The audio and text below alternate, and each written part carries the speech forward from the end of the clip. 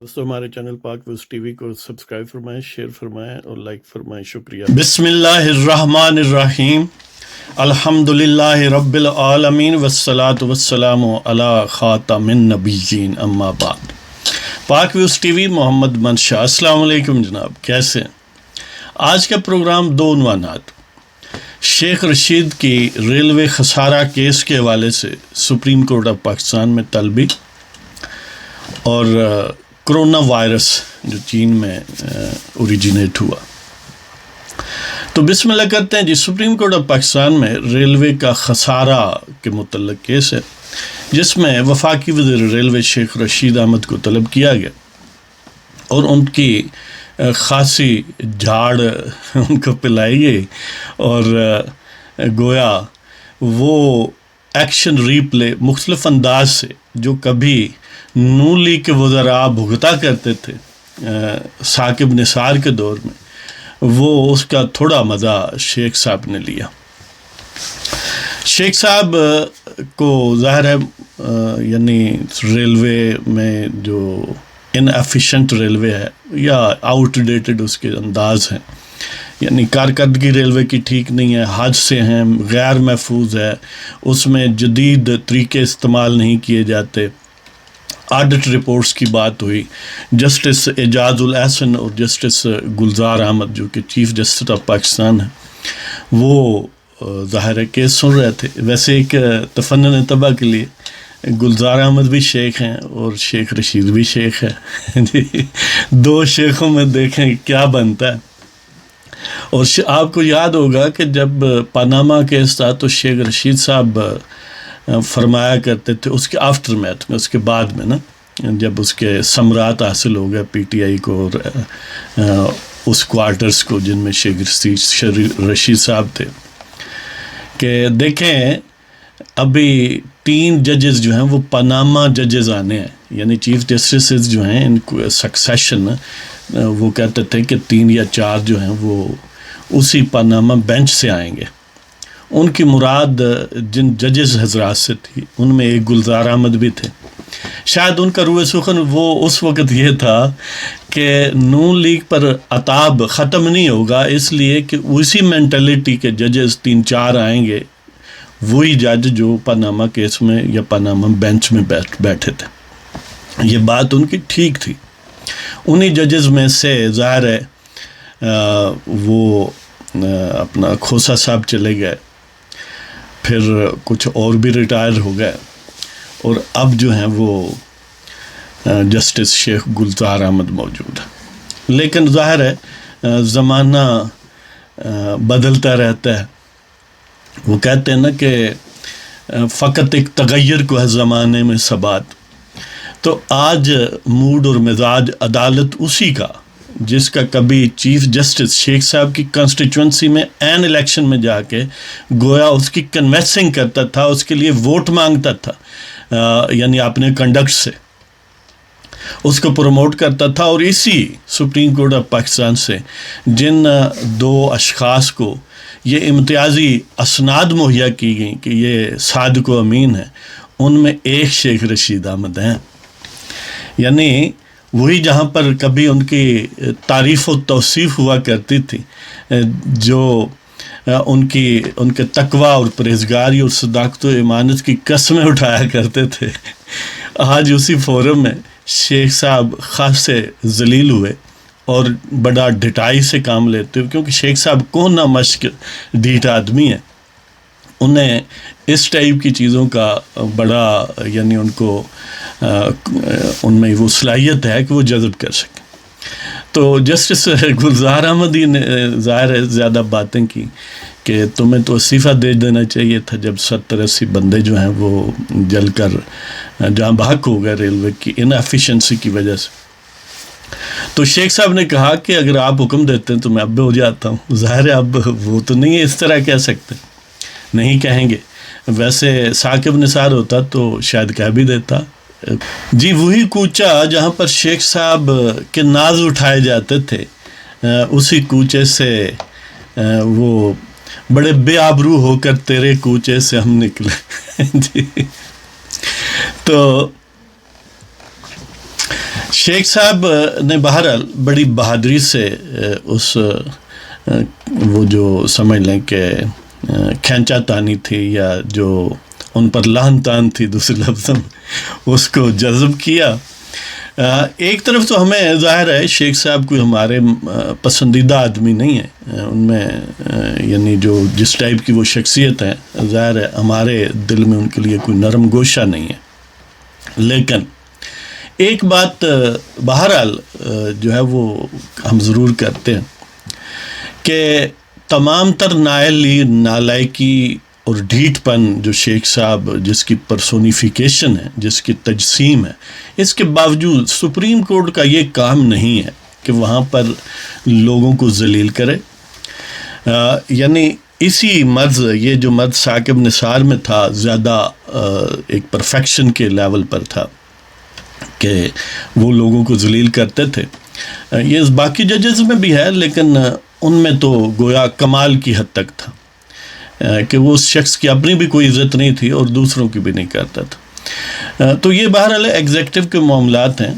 شیخ صاحب کو ان کا وزیر اعظم پوچھے، شیخ صاحب کو پارلیمنٹ پوچھے، شیخ صاحب کو ووٹرز یا عام جو اوپینین میکرز ہیں وہ ان سے سوال کریں.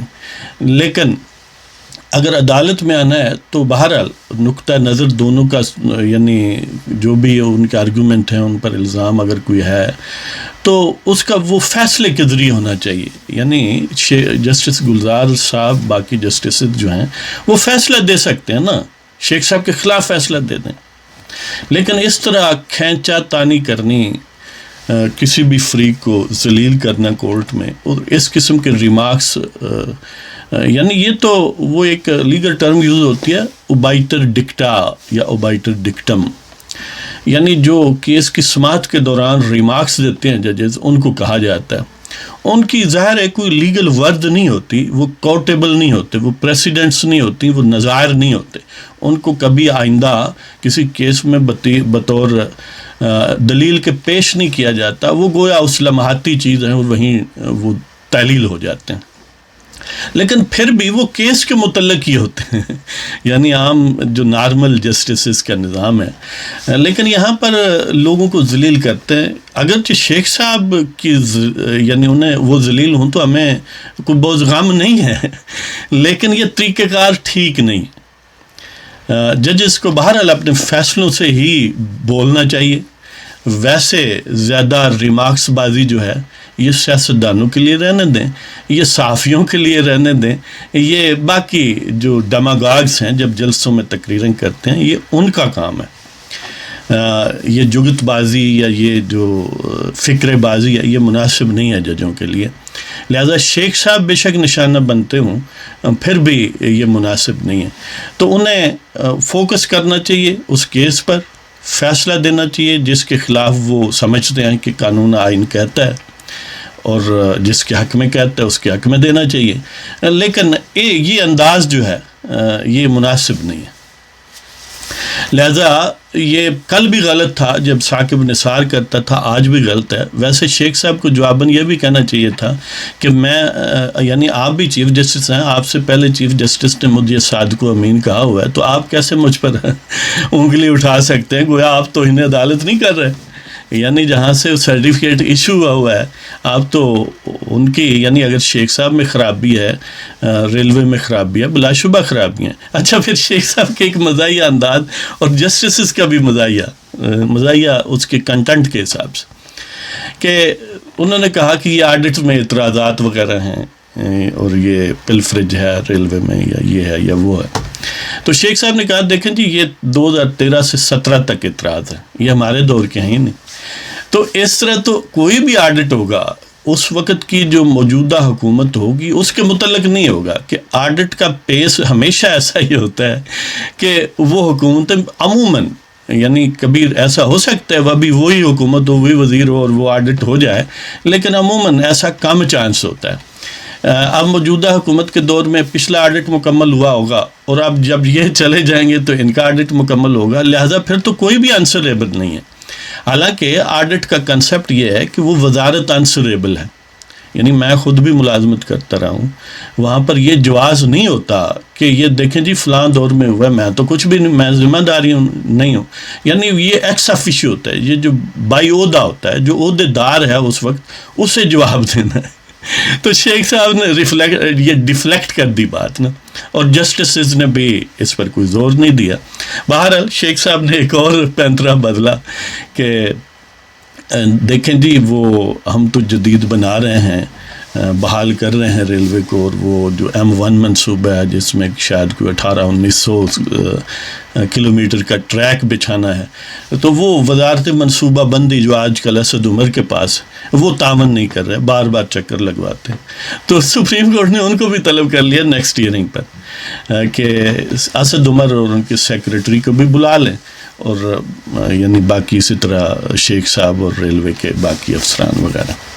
تو بہرحال دلچسپ بات ہے، لیکن بات وہی ہے کہ بات یعنی ججز کو فیصلوں کے ذریعے ہی کرنی چاہیے، وہاں پر کھینچا تانی اور درگت نہیں بنانی چاہیے فری کین کی. اگر انہیں شوق ہے ہی تو ذرا سٹارٹ کر لیں اہل سومناتھ سے، دیوتاؤں سے شروع کر لیں، ان کے بھی تو کیس آتے ہیں. ابھی کل ہی کی بات ہے انعام الرحیم کا کیس تھا، یہی ذرا لب و لہجہ وہاں پر کیوں نہیں استعمال ہوا. انعام الرحیم ایڈوکیٹ جس کو علل اعلان اٹھایا گیا، پھر مکر گئے اور پھر مان گئے، اور پھر بھی سینہ زوری کی، پروڈیوس کرنے کا حکم بھی دیا سپریم کورٹ نے، لیکن انہوں نے پروڈیوس نہیں کیا. انہوں نے تب بھی چھوڑا جب وہ انہوں نے چاہا. تو چاہیے تو تھا نا کہ یہ جو آج لب و لہجہ ہے، چلو پورا 100% نہیں تو آدھا تو وہاں بھی ہوتا. لیکن جب یہ نہیں ہوتا نا تو بس پھر یہ مجبور عدل ہوتا ہے. تو اسی کے ساتھ نیکسٹ ہم دیکھتے ہیں جی کرونا وائرس. کرونا وائرس آپ کو پتہ ہے اب بہت یعنی اس پر ذکر اس کا ہو چکا میڈیا میں کہ چائنا کے صوبے ہوبائی HUBEI ہوبائی پروونس جو ہے، وہاں کا جو دارالحکومت ہے ووہان، تقریباً کوئی 1.25 کروڑ آبادی کا شہر ہے. وہاں پر یہ آؤٹ بریک ہوا ہے، یہ ڈیٹیکٹ ہوا ہے. وہاں پر سب سے پہلے لوگ متاثر ہوئے ہیں، اور کہتے ہیں کہ چمگادڑوں یا اس ٹائپ کی جو ڈشز ہیں چینی کھاتے پیتے ہیں، تو وہیں سے کوئی انسانوں میں آیا ہے، اور پھر انسانوں سے انسانوں میں بھی آگے ٹرانسفر ہونے کی صلاحیت رکھتا ہے. تو اب تک تقریباً کوئی چین میں کوئی درجن بھر پروونسز ہیں، صوبے ہیں چین کے، جہاں پر اس کے اثرات پہنچ گئے ہیں، اور کم و بیش ایمرجنسی کا نفاذ ہوا ہے. ہمارے متعلقہ معاملہ یہ ہے کہ چین ہمارا پڑوسی اور بہت زیادہ تعلقات ہیں، آمد و رفت ہے. حکومت پاکستان کو بالکل اس پر یعنی ایمرجنسی بیسس پر کام کرنا چاہیے.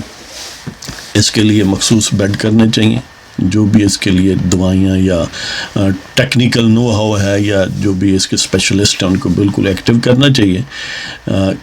ابھی تک تو یعنی خوش قسمتی سے جہاں تک رپورٹس کا تعلق ہے کوئی پاکستانی کو متاثر نہیں ہے، لیکن کسی وقت بھی خدا نخواستہ یہ حالات بدل سکتے ہیں. اس لیے کہ وہی شہر ووہان جو ہے وہاں پر کم و بیش کوئی 1000 کے لگ بھگ پاکستانی ہیں، اور ان میں سے 500 سے 800 تک تو اسٹوڈنٹس ہیں. وہ 10-12 یونیورسٹیاں ہیں وہاں پر.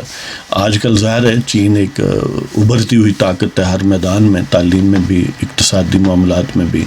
تو اس والے سے وہ وظائف بھی دیتے ہیں، اور باقی دنیا کے لوگ ممالک جو ہیں وہاں پر لوگ بھیجتے ہیں. اسٹوڈنٹس کو بھی وہاں پر کشش ہے، اور خاص طور پر پاکستانیوں کو تو نسبتاً زیادہ ہے کہ پڑوس میں بھی ہے، اور چین کے حوالے سے پاکستان میں کوئی یعنی منفی جذبات بھی نہیں پائے جاتے. تو اس والے سے وہاں پر کم و بیش وہ سمجھ لیں کہ کنفائنڈ ہو گئے ہیں لوگ، اور ظاہر ہے اس میں پاکستانی بھی ہیں جو اسٹوڈنٹس ہیں یا باقی لوگ ہیں وہ محبوس ہو گئے ہیں. خوراک کی کمی ہے وہاں پر، وہ ادھر ادھر نہیں سکتے. حکومت نے اور لوکل اتھارٹیز نے پابندیاں لگائی ہوئی ہیں کیونکہ یہ ایک وبا کی صورت ہے. یہ یعنی اس کو میکسیمم ان کا کوشش ہے کہ اس کو روکا جائے. اور یہاں تک یعنی سسپیشنز ہیں کہ چین کی حکومت جس کوانٹم پر یہ آؤٹ بریک ہوا ہے، وبا پھیلی ہے، اس سے فار لیسر اعداد و شمار لوگوں کو بتا رہی ہے یہ بھی یعنی شکوک و شبہات پائے جاتے ہیں. تو اس کا مطلب یہ ہے کہ وہاں پر جو پاکستانی ہے خدا نخواستہ ان میں سے بھی متاثرین ہو سکتے ہیں. ابھی نہیں تو ظاہر ہے ابھی کوئی ہمارا تو پلان نہیں ہے نا کہ ان کو وہاں پر سے پاکستان لایا جائے ایمرجنسی بیسس پر. تو لہٰذا حکومت پاکستان سے ہماری درخواست ہے, سارے لوگوں کی درخواست ہے کہ وہ اس پر 2 فرنٹ پر کام کریں. ایک تو ان کو ایمرجنسی بیسس پر ایویکویٹ کریں, وہاں سے نکالیں, کیونکہ وہاں پر اشیاء خورد و نوش کی اور باقی زندگی جو ہے وہ مفلوج ہو چکی ہے. ان کا وہاں رہنا اب پتہ نہیں کب تک یہ وبا جو ہے وہ قابو میں آتی ہے, تو وہاں پر رہنا ممکن نہیں ہے. اور پھر پاکستان میں جب آئیں گے تو ظاہر ہے خطرات ہیں, یا باقی مسافر آ رہے ہیں خطرات ہیں. تو یہاں پر بھی ایک طرح سے ایئرپورٹس پر ایمرجنسی ہونی چاہیے, خاص طور پر وہ پروازیں یا وہ مسافر جو براستہ چین یا چینیوں سے ان کانٹیکٹ ہو کے آتے ہیں. تو دیکھتے ہیں کہ حکومت سے ظاہر درخواست کی جا سکتی ہے. اگر ان کا ٹریک ریکارڈ دیکھیں تو کوئی اتنی پر امید نہیں ہوا جا سکتا. تو بہرحال ہم دعا گو ہیں. اس کے ساتھ ہی اپنے